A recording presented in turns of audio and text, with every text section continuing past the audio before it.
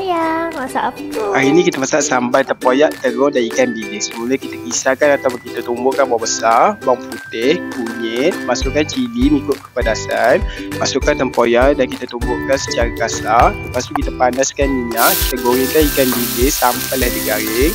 Dah garing kita angkat, kita toskan. Gunakan minyak yang sama kita tumiskan manisa tadi.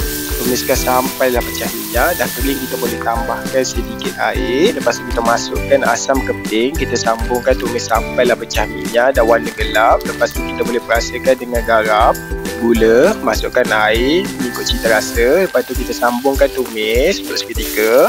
Lepas tu kita masukkan terung dan kita masakkan dia untuk seketika. Lepas tu kita boleh masukkan bawang Holland. Kita gaulkan dia sampai dia sebati. Dah sebati kita boleh tutupkan api. Bila dah sejuk kita boleh masukkan ikan bilis yang kita goreng tadi. Kita gaulkan dia sampai dia sebati. Bila dah sebati rasa pun dah okey, makanan siap untuk dihidangkan dan boleh makan bersama nasi yang panas. Jom makan.